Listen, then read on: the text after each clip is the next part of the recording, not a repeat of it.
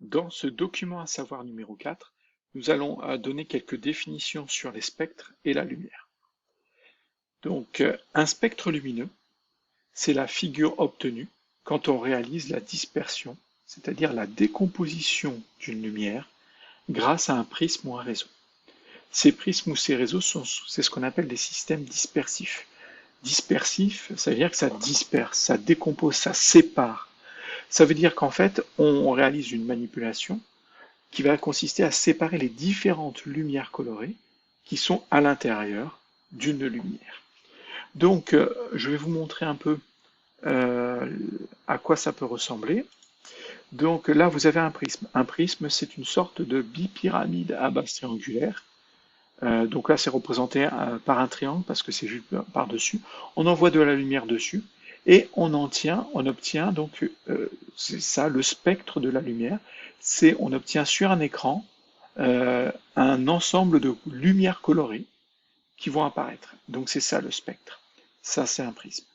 Un réseau, c'est la même chose. Donc on va obtenir, donc on a une source de lumière, on envoie sur un réseau qui est une diapositive sur laquelle sont tracés une très très grande quantité de traits et qui sont très fins et très proches les uns des autres. Et on obtient derrière le spectre de la lumière. Donc là, on a une lumière et on arrive à séparer les différentes lumières constituant la lumière de départ. C'est pareil pour ici. Ensuite, un spectre continu. Il est formé d'une seule bande large et continue. C'est un passage progressif d'une lumière colorée à une autre. Donc là aussi, je vais vous montrer un exemple. Le mieux pour le repérer, c'est de le voir. En voilà un ici. Donc ça, c'est un spectre continu. Comment je le sais? C'est parce que j'ai une large bande colorée et je passe progressivement d'une couleur à une autre, comme dans un arc-en-ciel. D'ailleurs, un arc-en-ciel est le spectre de la lumière blanche. Je passe du violet au bleu, ensuite je passe par le cyan, le vert, le jaune, l'orange et enfin le rouge. Un spectre de raies, il est formé d'un fond sombre sur lequel apparaissent de fines raies colorées. Donc, à quoi ressemble en fait un spectre de raies? Eh bien, on en a un juste en dessous. Donc on a un fond sombre sur lequel apparaît quelques raies colorées. Et ces raies, ce sont des traits très fins avec de la couleur, donc possédant la couleur. Donc ça, c'est un spectre de raies. Ça, c'est un spectre continu. Et là, ce sont des spectres d'émission. Ce sont tous des spectres d'émission. Et d'ailleurs, un spectre d'émission, il est obtenu en faisant chauffer un corps, qui, sous l'effet de l'augmentation de la température, va émettre de l'énergie sous forme de lumière. Donc en fait, si je fais brûler quelque chose, si je fais brûler une somme d'espèces chimiques, et bien finalement, je vais avoir un spectre continu parce que un peu toutes les couleurs vont pouvoir être émises par toutes les espèces chimiques présentes.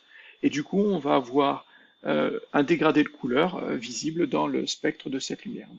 Par contre, si j'arrive à isoler une espèce chimique, et que je fais chauffer ou brûler cette espèce chimique, elle ne pourra émettre que certaines lumières colorées. Et là, j'aurai un spectre de raies. La lumière est constituée de radiations monochromatiques, lumière d'une seule couleur. Donc une radiation monochromatique, ça pourrait être symbolisé ou observé par ces petits traits.